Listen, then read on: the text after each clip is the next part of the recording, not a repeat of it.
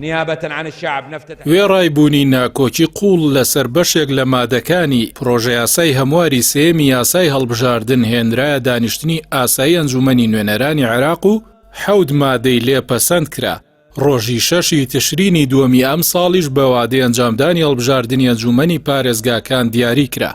هەموارکردنەوەی یاسای هەڵبژاردنەکان یەکێک بوو لە داواکاریە سەرەکیەکانی هێز و لایەنە سیاسیەکانی عێراق و پێش هاتنە سەرکاری کابینەکەی سوودانی و لەسەری ڕێکەوتن بنێردرێتە پەرلەمانی عێراق. التصويت على مقترح قانون التعديل الثالث لقانون انتخابات مجالس فەرمانگەی ڕاگەیاندن لە ئەنجومەنی نوێنەرانی عێراق لە ڕاگەیاندراوێکدا ئاماژەی بەوە داوە لە کۆی 329 ئەندامی ئەنجومەنی نوێنەران 171یان ئامادەی دانیشتنەکە بوون کە لە میانیدا لە کۆی 15 مادەی پرۆژە یاساکە 7 مادەیان پەسەند کراون.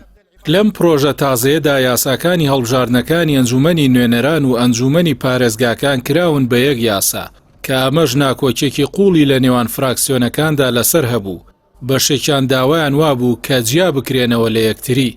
گرنگترین ئەو مادانی کە لە پرۆژە یاسای هەمواری سێمی یاسای هەڵبژاردنەکان پەسەند کراون ئەوەیە کە ژمارەی کورسیەکانی ئەنجومەنی نوێنەرانی عێراق وەک خۆیان دەمێننەوە کە 329 کورسین.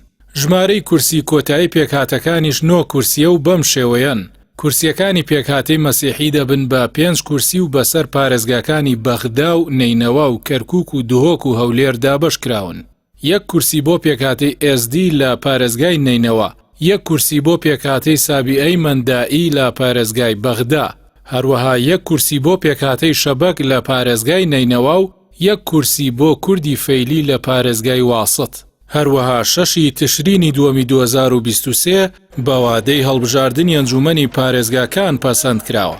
لەگەڵەوەشدا لە هەموارە نوێیەکەدا ئەوە یەکلای کراوەتەوە کە بژاردننی دەنگەکان بە دەست بژێری دەبێت و بە ئەلکترۆنیش دەژمێردرێت و لە دۆخی جیاوازیدا دەست بژێری پەسەند دەکرێت و ئەنجامەکانیش لە ماوەی 24 کاتژمێردا لەلایەن کۆمیسیۆنەوە ڕابگەیەندرێت.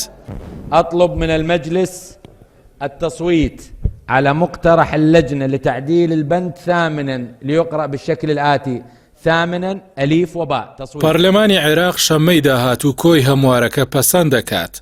هەرچەندە ئۆپۆزیسیۆن و سربەخۆکان ناڕەزایەتی دەردەبڕن و دژی پەسەندکردنی هەموارەکان بەو شێوەی کە هەیە ئەوان دژی ئەوەن هەر پارێزگایەک بکرێتە یەک بازنەی هەڵبژاردن و دەیانەوێت فرە بازنەیی بێت.